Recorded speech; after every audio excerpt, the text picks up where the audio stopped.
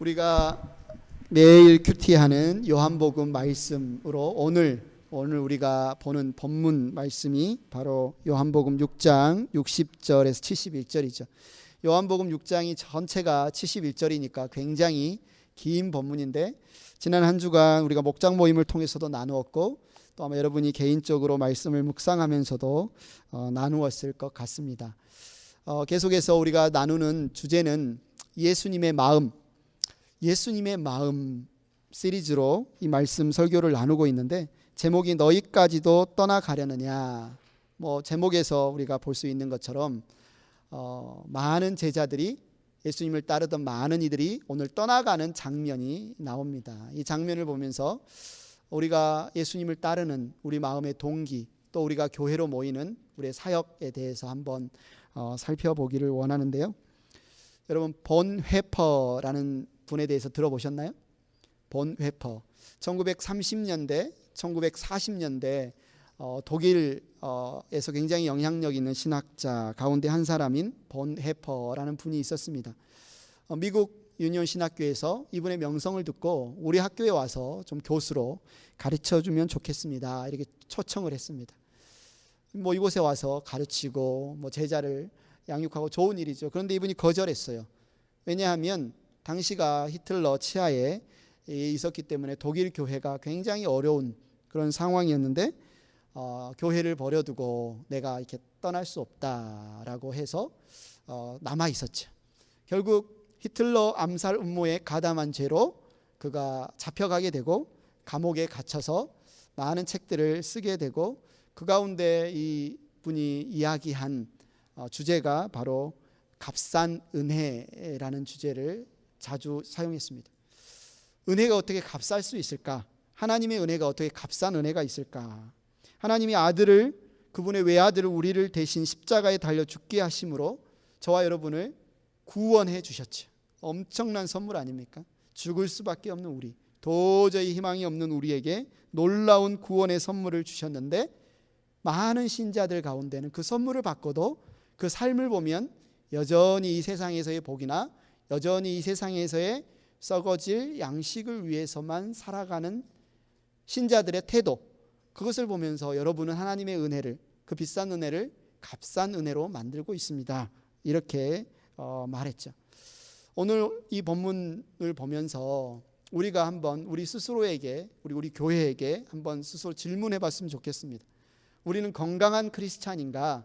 정말 예수님께서 우리를 부르신 그 부르심에 합당한 건강한 그리스도인의 삶으로 살아가고 있는가? 예수님을 따르고 있는가? 아니면 뭔가 어딘가 아픈 부분은 없는가? 우리 교회의 모습은 어떤가? 예수님이 우리에게 주신 그 은혜의 값어치에 맞는 그러한 열매, 그러한 삶을 살아가고 있는가? 한번 진단해 보기를 원하고요. 특별히 오늘 우리가 지금 이제 사역 박람회 2주차에 접어들고 있고 오늘 본문을 통해서 제가 우리 사역 박람회를 통해서 여러분에게 교회가 가져야 할 5가지 목적에 대해서 팀을 좀 분류하면서 설명을 드렸는데 예수님의 오늘 6장 요한복음 6장 전체를 통해서 예수님이 어떻게 사람들을 대하시고 그들을 말씀으로 이끄시고 말씀으로 또 양육하시고 훈련하시고 과연 그들이 또 어떻게 제자가 되어서 또 다른 사람들에게 복음을 전하는 사역하는 자리에까지 가게 되는지 그 과정을 오늘 본문 6장을 통해서 우리가 한번 살펴보기를 원합니다. 오늘 본문을 좀 전에 읽으셨으니까 내용을 아시다시피 가버나움 회당에서 예수님이 말씀을 가르치신 이후에 이 말씀을 듣고 많은 사람들이 예수님을 떠나갔습니다. 그 중에 12명의 제자만 남고 다 떠나갔어요. 여러분은 어떤 동기를 가지고 이 자리에 오셨는지, 또 어떤 마음을 가지고 예수님을 따르고 있는지, 만약에 우리가 복음을 전하며 누군가를 전도한다고 할 때 우리가 그들에게 무슨 목적으로 복음을 전할 것인지, 또 우리가 복음을 전하는 단계에서 사람들을 어떻게 대할 것이고 그들이 또한 성장하기 위해서 그들에게 반드시 거쳐야 될 과정이 무엇인지, 이런 부분들을 바로 예수님의 이 말씀을 통해서 살펴보기를 원하는데요. 먼저 여러분 성경 있으시죠? 성경을 펴셔서 요한복음 6장을 한번 펴보시기 바랍니다. 오늘은 성경을 6장 전체를 한번 보면서 살펴보면서 말씀을 나누기를 원하는데요. 요한복음 6장을 한번 펴주시기 바라고요. 요한복음 6장을 다 펴셨으면 요한복음 6장이 어떻게 시작이 되냐면 갈릴리 바닷가라는 장면으로 딱 시작이 되는데 수많은 무리들이 예수님을 따라 나섰다, 예수님을 따라 다녔다, 이렇게 딱 말씀이 시작이 됩니다. 그 이유가 뭐니까 그것은 그들이 예수가 병자들을 고치신 표징들을 보았기 때문이다. 예수님이 갈릴리 바닷가에 계셨는데 수많은 무리가 예수님 앞에 나왔어요. 그 이유가 뭐냐면 그들이 예수님이 병자들을 고치신 표징을 보았기 때문이에요. 표징이 과연 무엇일까? 우리 세번역 성경에 보면 니은 해가지고 그 표징에 표시가 되어 있고 설명이 이렇게 친절하게 잘 되어 있습니다. 예수의 신성을 보여주기 위한 상징적으로서의 기적. 표징이라는 것은 예수님이 행하신 기적인데요, 일반 사람들이 행할 수 없는 놀라운 기적인데 그냥 그 기적 자체의 목적이 있는 것이 아니라 그것이 표징이었다. 영어로는 사인, 그 사인이 가리키는 무엇인가를 가르치기 위해서 예수님이 그 기적을 행하셨다. 무엇을 가르치시기 위해서 예수님이 기적을 행하셨을까요? 예수님이 누구신가? 예수님은 하나님의 아들이시고 예수님은 하나님이 보내주신 메시아이신 것을 가르치기 위해서 기적을 행하셨다는 거죠. 예수님이 병자들을 고치신 목적은 그냥 그 고침의 목적이 있는 것이 아니라 예수님이 누구신가? 예수님이 하나님의 아들이시고 예수님이 메시아시다, 이 사실과 또 예수님이 전하는 그 말씀을 믿게 하시려고 기적을 행하셨다. 그것이 바로 표징이다 라고 말하고 있습니다. 여러분 잘 기억하십시오. 2절 말씀을. 많은 사람들이 왜 예수님께 나왔다고요? 표징을 보았기 때문이다. 이 말씀은 예수님이 표징을 통해서 많은 사람들을 자기에게로 이끄셨다. 의도적으로, 그죠? 많은 사람들이 예수님께 나아올 수 있도록 무엇을 사용하셨다? 기적이라는, 표징이라는 이 방법을 사용하셨다. 기적을 행하셨다. 그래서 예수님이 쭉 둘러보는데 수많은 사람들이 모였는데 이곳이 광야, 바닷가예요. 그러니까 예수님이 제자들에게 물으신 거죠. 이 많은 사람들이 지금 이제 식사 때가 됐는데 어떻게 하면 이들의 식사를 먹일 수 있겠느냐라고 제자들한테 물으시니까 그 중에 빌립이, 굉장히 계산이 팍팍 돌아가는 제자 중에 한 명 빌립이 말합니다. 계산을 해보니까요, 여기에 있는 사람들을 전체 먹이려면 배부르게가 아니고 이제 허기진 것만 간단하게 식사를 하려도 200데나리온이 듭니다. 당시에 1데나리온이 하루 노동자의 품삯이니까요. 넉넉히 잡아서 100불이라고 잡으면 요즘으로 말하면 2천만 원 정도 가격. 하루에 일당을 10만 원으로 잡으면 2천만 원 정도의 돈이 필요한 그런 상황이죠. 그때 안드레라는 또 다른 제자가 예수님께 시무룩해서 다가와서 말합니다. 제가 다 사람들을 소문해 봤는데요, 이 사람들 중에서, 지금 이 많은 사람들 중에서 먹을 것을 가진 사람이 유일하게 이 아이입니다. 이 아이가 가져온 게 바로 보리떡 5개와 물고기 2마리입니다. 이렇게 말하는 거죠. 당시에 보리떡은 가장 가난한 사람들, 서민들의 음식이었어요. 그냥 요즘으로 말하면 된장찌개 뭐 이런 것처럼 가장 서민들이 일반적으로 먹는 그 음식인 보리떡 5개와 물고기 2마리밖에 없는데요, 주님 보세요, 이거 갖고 어떻게 이 많은 사람을 먹이겠어요? 굉장히 낙심하고 굉장히 실망한 모습으로 예수님께 이야기를 합니다. 예수님이 이제 표징을 행하시죠. 우리가 잘 알고 있는 표징, 우리 주일학교 애들이 너무 좋아하는 오병이어의 기적을 행하시는데 예수님이 바로 그냥 기적을 행하시지 않는 이 장면을 여러분 기억하십시오. 먼저 제자들에게 물었어요. 어떻게 하면 좋을까? 어떻게 하면 좋을까? 여러 제자들의 방법들을 다 들으셨어요. 그리고 그 오병이어를 가지고 와라 받으셨어요. 자, 이제 제자들을 시켜서 사람들을 풀밭에 앉게 합니다.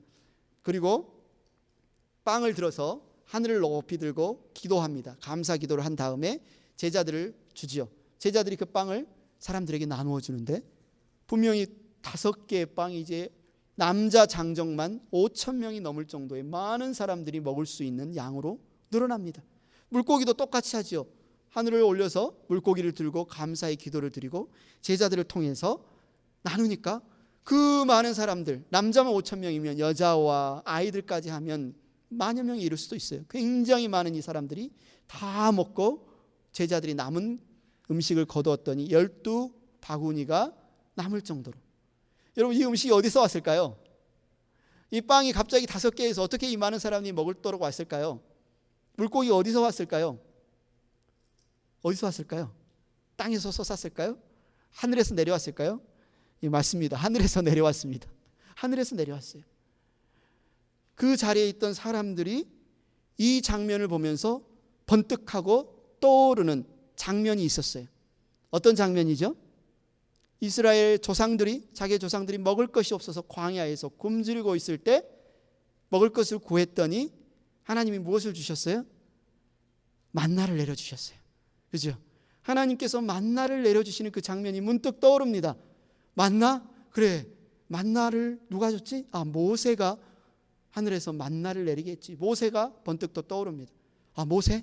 그런데 이분이 정말 모세가 행한 그 기적을 행하는 것처럼 보이는데 모세가 뭐라고 말을 했지? 여러분, 신명기 18장 15절에 제가 읽어드릴게요. 모세가 이렇게 예언을 했습니다. 주 당신들의 하나님은 당신들의 동족 가운데서 나와 같은 예언자 한 사람을 일으켜 세워주실 것이니 당신들은 그의 말을 들어야 합니다. 예수님이 표징을 그냥 행하신 게 아니라 이 사람들에게 무엇을 기억나게 하신 겁니까? 광야의 이스라엘 백성들이 경험했던 그 현장을 기억나게 하시고 모세를 떠올리게 하시고 드디어 어디까지 갔어요? 이 표징이 뭘 가리켜요? 모세가 예언한 그 예언자 메시아가 올 것이라는 약속까지 이 사람들이 따라가게 만들었어요. 표징의 효과가 제대로 발휘를 했지요. 표징 때문에 이 사람들이 이 말씀을 떠올렸습니다. 그래서 요한복음 6장 14절에 이들이 뭐라고 이야기합니까?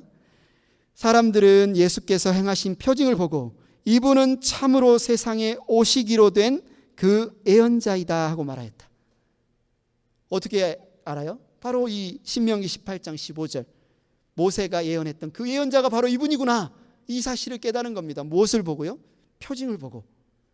바로 예수님이 행하신 이 표징을 보고 이들이 정말 올바른 반응을 했어요. 어디까지요?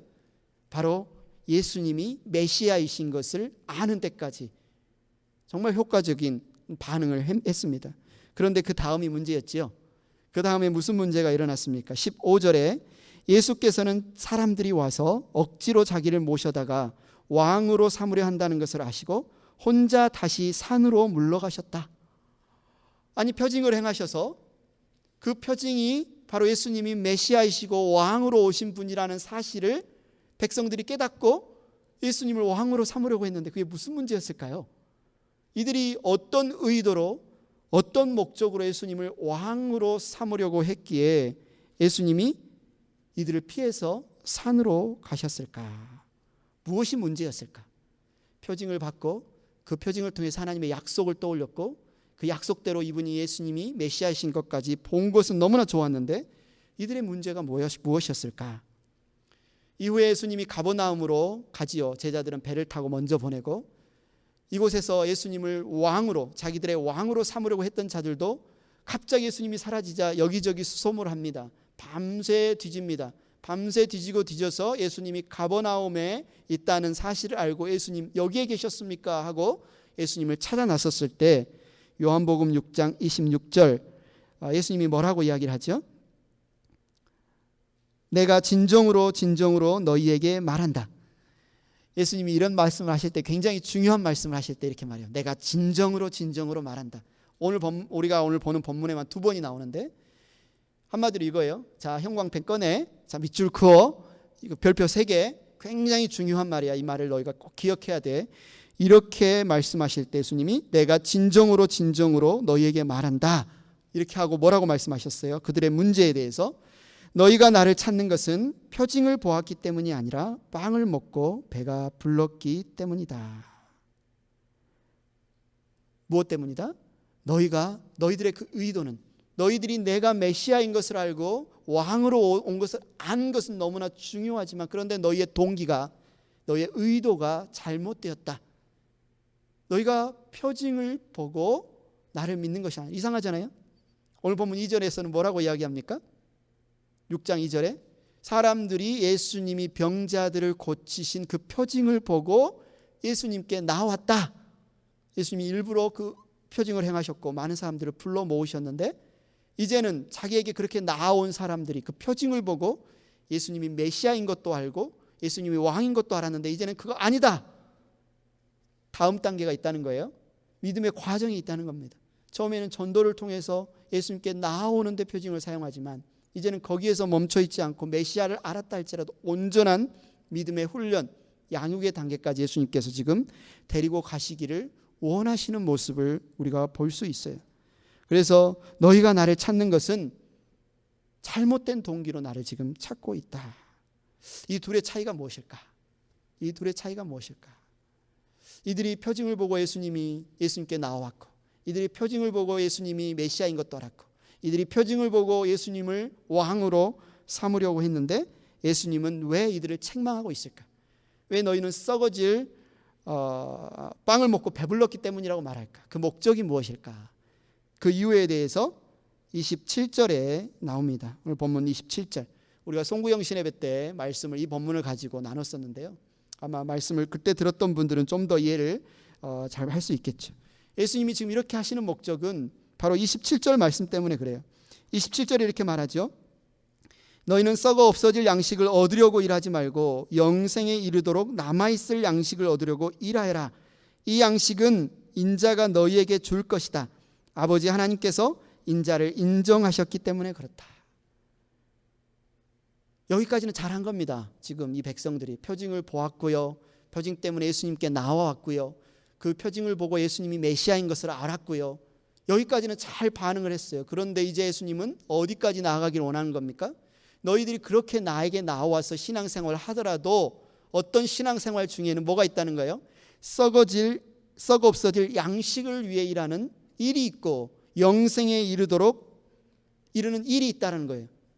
거기에 멈춰 있으면 안 된다. 신앙생활을 하되 그냥 오늘 주어지는 그것, 배고픈 것 채워주고 병든 것 낫게 하고 지금 문제 해결하는 그 수준에 멈춰 있으면 그것은 썩어질 양식을 위해 한계가 있는 이 땅에서의 구원만 이루어질 뿐이고, 그러나 내가 와서 너에게 주기를 원하는 것은 영생에 이르는 구원, 영생에 이르는 생명을 주기를 원하는데 너희가 그 일을 해야 된다.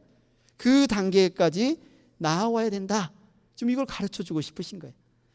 그래서 29절에 그 영생에 이르는 이 일이란 무엇입니까? 물으니까 29절에 뭐라고 말합니까? 하나님께서 보내신 일을 믿는 것이 하나님의 일이다. 뭐라고요? 하나님께서 보내신 일을 믿는 것. 다른 말로 예수님을 믿는 것. 예수님을 믿는 것이 하나님의 일이다. 예수님이 왜 이 땅에 오셨습니까? 예수님을 믿게 하시기 위해 오셨어요. 예수님이 왜 병자들을 고치셨습니까? 예수님을 믿게 하시기 위해 고치셨어요. 예수님이 왜 오병이어의 기적을 행하셨습니까? 예수님을 믿게 하시기 위해서 그 표징을 행하셨어요. 왜 예수님이 밤새도록 그렇게 열심을 가지고 충성되게 신실하게 자기를 찾아 가버나움까지 온 이 지지자들, 예수님을 따르는 제자들, 그들을 책망하십니까? 예수님을 믿게 하시려고, 올바른 믿음, 올바른 동기를 가지고 믿게 하시려고 지금 말씀하시는 거예요. 표징 자체가 중요한 게 아니다. 표징이, 사인이 가리키는 것을 봐야 되는데 그것은 뭐다? 예수님을 바로 알고 바로 믿는 것이다. 지금 그렇게 말씀을 하고 있는 거죠. 여기까지 우리는 충분히 이해가 되잖아요. 설명이 되지 않습니까? 아, 그래요? 여기까지 왔던 가버나움까지 왔던 이 사람들도 제가 잘못 생각했었네요. 깨우치면 될 것 같은데 30절 31절에 보면 굉장히 우리가 이해하기 힘든 반응이 나옵니다. 그들이 예수님께 이렇게 물었죠. 우리에게 무슨 표징을 행하셔서 우리로 하여금 보고 당신을 믿게 하시겠습니까? 이게 도대체 무슨 말이죠? 이들이 표징을 보고 갈릴리 바닷가로 모였잖아요. 그들이 또 그곳에서 표징을 보고 예수님이 하나님이 보내신 메시아인 것을 알았잖아요. 그 표징을 보고 예수님을 왕으로 삼으려고 했었잖아요. 그런데 여기 왔는데 갑자기 뜬금없이 뭐라고 하는 거예요? 우리에게 무슨 표징을 행하셔서 우리로 하여금 보고 당신을 믿게 하시겠습니까? 당신이 하시는 일이 무엇입니까? 여기서 그는 모세지요. 모세는 하늘에서 빵을 내려서 그들에게 먹게 하셨다 한 성경 말씀대로 우리 조상들은 광야에서 만나를 먹었습니다. 도대체 이게 무슨 말일까? 이들이 뜬금없이 지금까지 표징을 보고 여기까지 왔는데 또다시 표징을 보여달라고 하는 것일까? 우리가 이 본문을 통해서 우리가 많이 설교를 통해서 들었던 것처럼 이들은 지금 예수님 하면 먼저 떠오르는 게 뭐예요? 빵이죠. 예수님 하면 뭐예요? 병 고쳐주시는 분. 예수님 하면 내 빵을 채워주시는 분. 이들에게 보이는 예수님은 예수님 곁에만 있으면 굶지는 않겠구나. 예수님 곁에만 있으면 병들어도 죽지는 않겠구나. 그래서 이들은 그들이 기다리고 기다렸던 그 메시아가 바로 예수님이라는 사실을 믿고 어떻게 생각했어요? 우리의 왕이 되어 주십시오. 우리를 이끄는 모세와 같은 메시아가 되어 주십시오. 그들은 무엇을 기대했어요? 그들이 기다리고 기대했던 메시아가 왔으니까 자, 이제 나를 따르라. 너희들이 말한 대로 나는 너희의 왕이 되고 너희의 메시아가 되겠다. 이렇게 이끄는 리더십을 생각했는데 그들이 왕으로 삼으려는 순간 예수님이 갑자기 사라졌어요. 갑자기 사라지고 제자들은 갑자기 막 배를 타고 막 바다를 건너가 버려요. 너무 황당한 거죠. 너무 황당한 겁니다. 그래서 이들이 갑자기 예수님이 어디에 있는지를 막 수소문해서 찾고 찾아서 가버나움까지 갔는데 예수님이 뭐라고 하는 거예요? 너희들은 정말 빵 먹고 배불러서 나를 찾는 자들이구나. 너희들은 정말 영생에 이르는 양식이 아니라 정말 빵 먹고 배불러서 나를 찾는 자들이구나. 막 혼내시는 겁니다. 조금 더 쉽게 우리가 설명을 해보면 미국 대선이 이제 곧 다가오죠. 굉장히 여러분이 생각하기에 이 사람이 대통령 후보가 될 것 같은 아니면 대통령이 될 것 같은 자격 있는 인물을 발견했다고 생각해 보십시오. 우리나라를 정말 밝은 미래로 이끌고 누가 봐도 그 자격이나 그 리더십이나 그 능력에 있어서 이 사람이 100% 대통령이 될 것 같은 후보를 발견했어요. 사람들이 흥분했습니다. 대선 캠프가 차려집니다. 그리고 막 지지자들이 결집이 돼요. 그래서 뭘 기대합니까? 이제 유세도 하고 사람들에게 이분이 얼마나 대통령의 자격이 있는지 막 선전도 하고 홍보도 하고 그래서 더 지지 기반을 넓혀가서 대통령의 자리에 오르기를 기대했는데 갑자기 이 후보가 사라진 거예요. 없어진 거예요. 캠프를 해야 되는데 선거전을 해야 되는데 그러더니 또 어떻게 찾았는데 이상한 소리를 하는 거예요. 자기는 대통령 될 생각이 없다라든지 자기들이 기대하는 것과 전혀 딴 소리를 하는 겁니다. 바로 그런 상황이라고 생각해 보십시오. 측근들이 얼마나 혼란스럽겠습니까? 지지자들이 얼마나 당황스럽겠어요. 이분이 정말 대권에 도전할 마음이 있나 없나? 이 사람이 정말 대통령 될 생각이 있나 없나? 이런 사람이 정말 우리가 기다렸던 대통령이 맞나? 메시아가 맞나? 이런 혼란과 당황 가운데 이렇게 묻는 겁니다. 정말로 대통령 선거 나갈 마음이 있는 겁니까? 정말로 당신이 메시아 맞으십니까?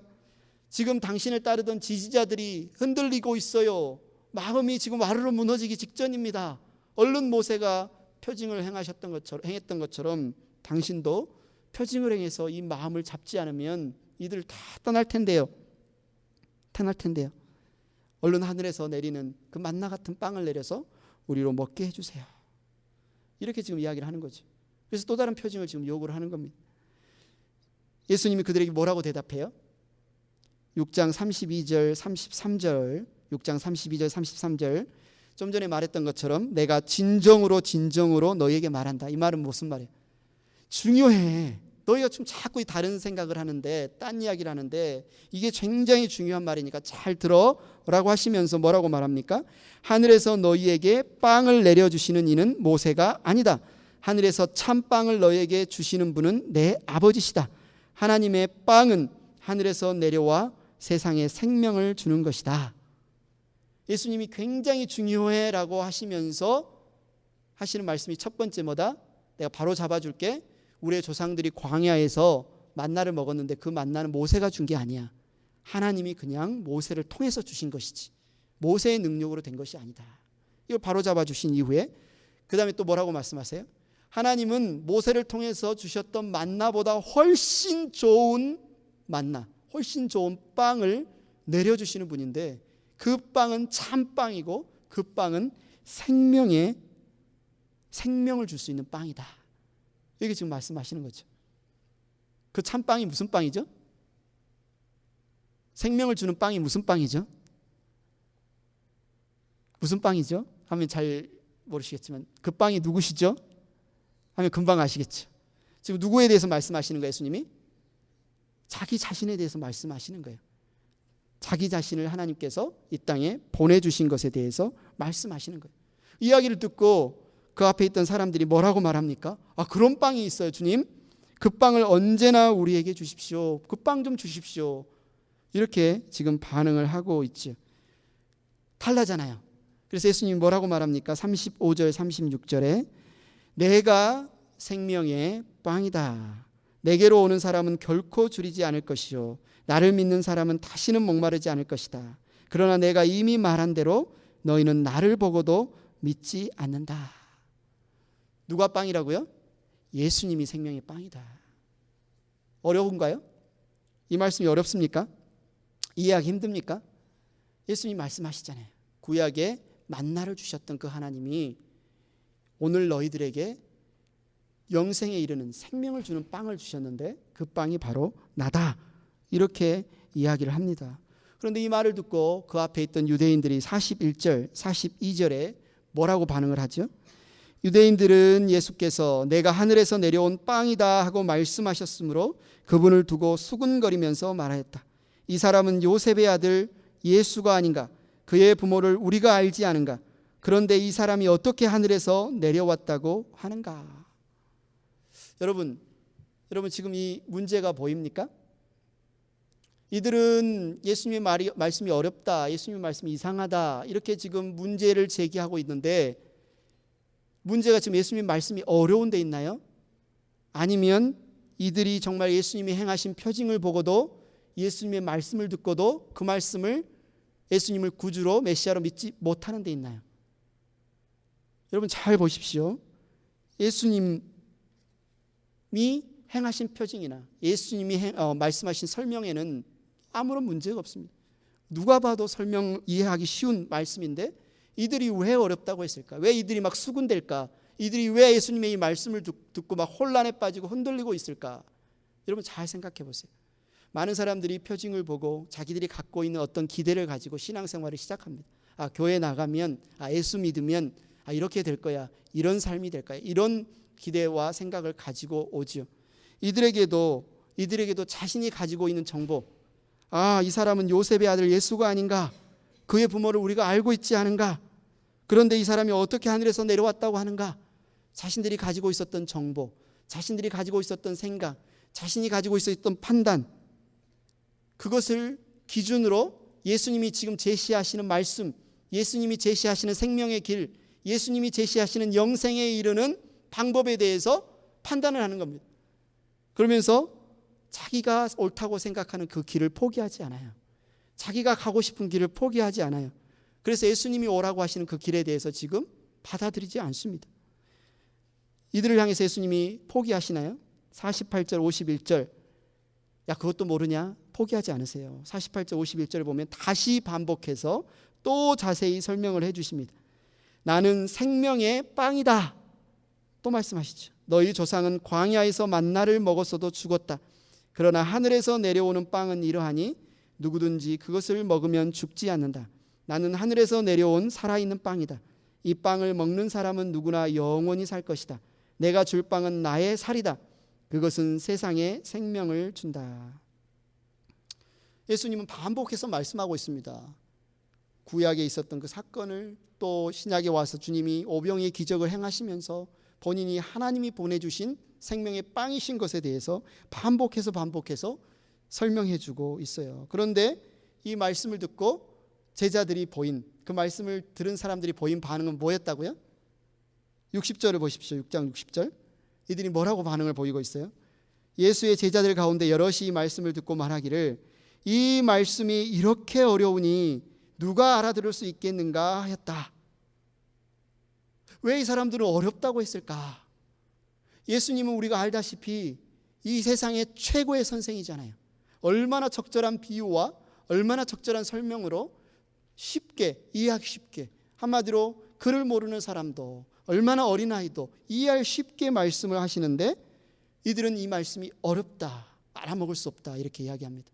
추상적이지도 않아요. 너무 복잡하지도 않아요. 어떤 복잡한 수학 문제도 아니고 어려운 철학 문제도 아닌데 이들은 왜 이 말씀이 이렇게 어려우니 누가 알아들을 수 있겠는가? 이렇게 생각하고 있을까? 왜 많은 사람들이 교회에 왔을 때 예수님을 온전히 바른 동기로 믿고 따르지 못할까? 많은 사람들이 교회에 왔을 때 왜 예수님의 이 말씀 앞에 올바로 반응하지 못할까? 여기에 그 이유가 있습니다. 왜 이렇게 어렵다고 했을까? 왜냐하면 그들이 지금까지 자신의 인생을 살아온 자기의 길이 있었기 때문에 그렇죠. 어렸을 때부터 가정에서, 사회에서, 학교에서 여러 가지 교육을 통해서 이것이 옳고 이렇게 살아야 한다고 생각하는 그들 나름대로의 가치관, 그들 나름대로의 믿음이 있었습니다. 메시아에 대해서도 맞아요. 메시아가 오시면 반드시 이런 일을 행하고 이런 일을 행할 것이다라는 그들의 기대가 있었는데, 막상 정말 메시아다운 메시아가 오셔서 표징도 행하시고 이분의 말씀이 너무너무 설득력이 있어서 도저히 반박할 수도 없는데, 근데 자기들이 생각하는 그 가치관, 자기들이 옳다고 생각하는 그 생각을 완전히 흔들어서 무너뜨려 버리시는 거예요. 자기들의 기대에 전혀 다른 방향으로 가는 거죠. 이분이 만약 메시아라면, 이분이 지금 영생에 이르는 길이라고 말씀하시는 이 길을 가려면 내가 지금까지 옳다고 생각했던 나의 믿음, 나의 생각, 나의 판단, 나의 지식을 다 어떻게 해야 돼요?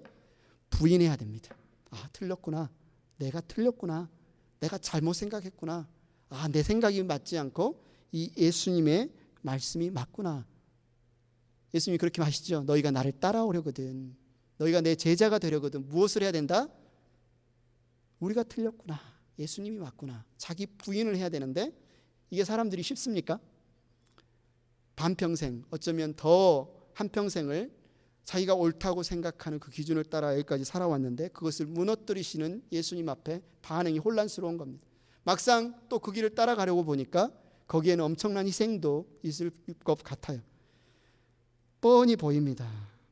그래서 이들이 뭐라고 반응하는 거예요? 말이 어렵다는 게 아니라 내가 전심으로 온전히 동의해서 예수님이 말씀하시는 그것을 믿고 따라가기가 어렵다, 이렇게 말하는 거죠. 예수님은 이렇게 어려워서 도무지 알 수 없다는 이들에게 62절, 63절에 보면 예수님의 승천과 성령을 통해서 다시 한번 설명을 해 주시죠. 62절 말씀을 보십시오. 본문 62절. 인자가 전에 있던 곳으로 올라가는 것을 보면 어떻게 하겠느냐? 인자가 누구죠? 하나님의 아들, 육신을 입고 이 땅에 오신 하나님의 아들 예수님 자신을 가리키는 말이 바로 인자예요. 근데 그 인자가 어디에 있었다고요? 이 땅에 오기 전에 있던 곳이 있었죠. 어디예요? 하나님 아버지께서 계신 하늘나라. 예수님은 바로 하늘에 속하셨던 분인데 아버지께서 우리에게 보내주셔서 인간의 몸을 입고 이 땅에 오셔서 지금은 우리와 함께 이 땅에 속하신 분이 되었다. 너희와 속한 분이 되었다, 이렇게 말하는 겁니다. 나는 원래 하늘에 있었고 그러나 이제 너희와 함께 이 땅에 있지만 나중에 다시 또 어디로 가겠다? 하늘로 올라가겠다. 예수님은 한마디로 이 땅에도 속하셨지만 하늘에도 속하신 분이다. 예수님은 하나님 아버지께 이르는 유일한 길이 되신다. 예수님은 하나님과 우리 사이를 연결하는 다리가 되신다.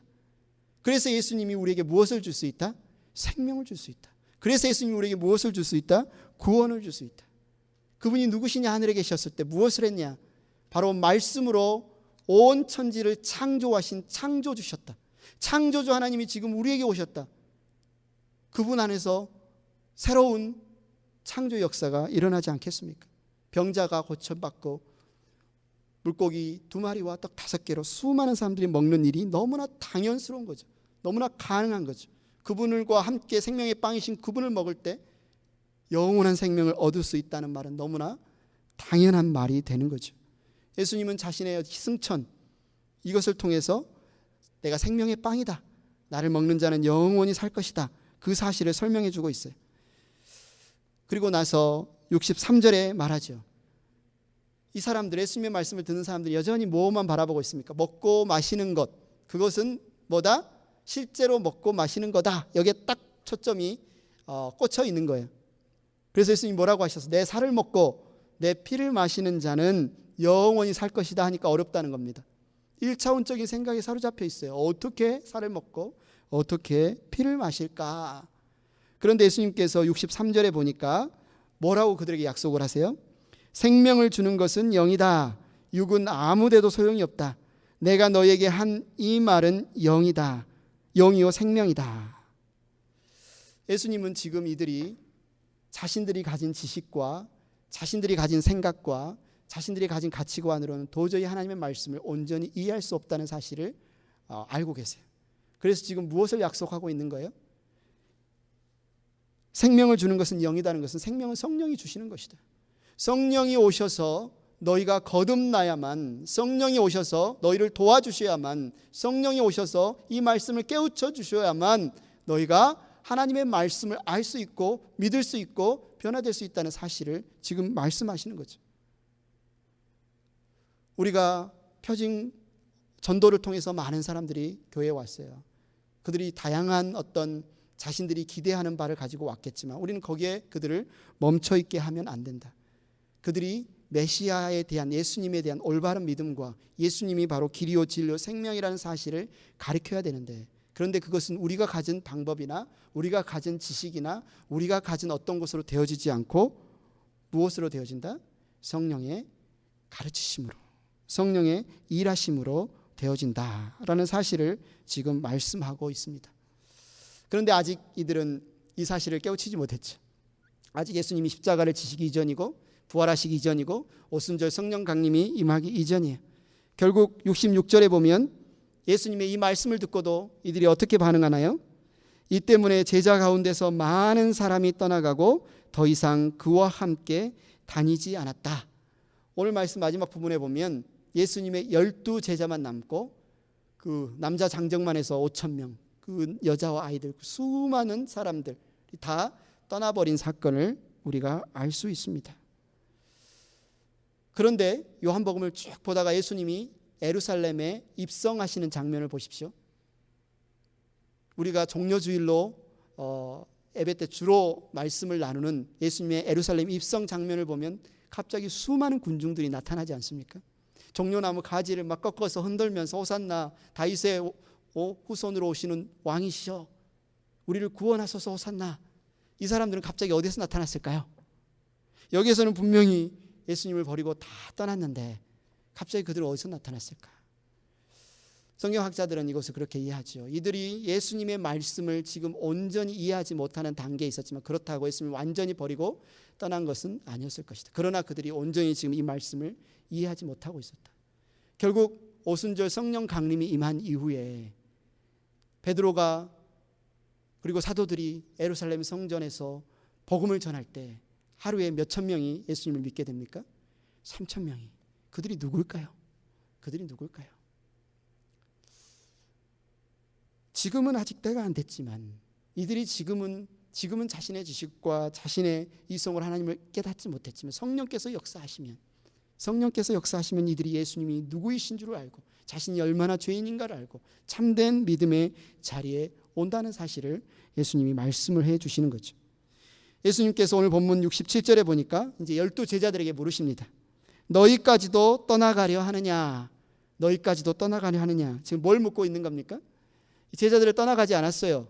예수님이 지금 쓸쓸하고 적막하게 내가 열심히 사역했는데 다 떠나버렸다. 어떤 사역의 어떤 낙심과 좌절 가운데 이런 질문을 하시는 게 아닙니다. 저들이 다 가버렸는데 너희도 갈래? 어떻게 너희마저 가면 난 어떡해? 그렇게 말씀하시는 게 아니에요. 그렇다면 이 12제자에게 지금 뭐라고, 왜 이 질문을 하고 있는 거죠? 너희는 왜 나를 따르고 있니? 너희는 무엇 때문에 나를 따르느냐? 그 마음의 동기를 점검해 봐라. 너희는 왜 나를 따르고 있니? 너희도 썩어질 빵을 위해서 나를 믿고 있니? 아니면 정말 내가 길이요 진리요 생명인 것, 영생에 이르는 생명의 빵인 것을 믿고 나를 따르고 있니? 점검해 봐라. 이 질문으로 던지신 거죠. 이 예수님의 질문에 12제자를 대표하는 베드로가 뭐라고 대답합니까? 68절, 69절에 보니까 주님, 우리가 누구에게로 가겠습니까? 선생님께는 영생의 말씀이 있습니다. 우리는 선생님이 하나님의 거룩한 분이심을 믿고 또 알았습니다. 너무 아름다운 답변 아닙니까? 근데 이 12제자, 베드로를 포함한 12제자가 우리가 당신을 떠나지 않겠습니다. 주님을 떠나지 않겠습니다. 라고 말하는데 두 가지 이유가 나오죠. 첫 번째 이유는 예수님께 생명의 말씀이 있는 것을 믿었기 때문입니다. 이렇게 이야기하는 거죠. 예수님께는 생명의 말씀이 있는 것을 믿었기 때문입니다. 여러분, 누가 예수님을 믿기를 포기하지 않고 끝까지 따를 수 있을까요? 누가 예수님이 길이요 진리요 생명인 것을 온전히 깨닫고 포기하지 않고 중도에 포기하지 않고 끝까지 따를 수 있을까요? 생명의 말씀의 가치를 깨닫는 자가 바로 예수님 안에서 온전히 살아갈 수 있고 예수님의 온전한 제자의 삶을 살아갈 수 있다는 거죠. 그런데 이들이 어떻게 예수님께 생명의 말씀이 있는 것을 알게 되었을까? 깨닫게 되었을까? 나중에 마태복음에서 똑같은 베드로가 고백하는 장면이 있죠. 주는 그리스도시요 살아계신 하나님의 아들이십니다 라고 고백할 때 예수님이 뭐라고 말합니까? 그것을 알게 한 이는 네가 아니다. 너의 지식이 아니다. 하나님의 은혜다. 하나님이 그걸 깨우쳐 주셨다. 하나님의 은혜로 이들은 알게 되었어요. 하나님의 은혜로 생명의 말씀이 예수님께 있구나. 생명의 말씀의 가치를 아는 자들, 그리고 오순절 성령 강림 이후에 사도들을 통해서 선포되는 그 말씀의 가치, 생명의 가치를 아는 자들이 예수님을 믿게 된 것을 보게 됩니다. 또 12 제자들은 왜 예수님을 떠나지 않고 따랐다고 말합니까? 예수님이 하나님의 거룩한 분이심을 믿었기 때문이다. 무슨 뜻이에요? 예수님은 보통 사람이 아니시군요. 예수님은 하나님의 아들이시군요. 예수님은 그 약속한 메시아, 그리스도, 구세주, 우리의 주님 되신 것을 믿습니다. 이 고백이죠. 많은 사람들이 교회에 나오기를 원합니다.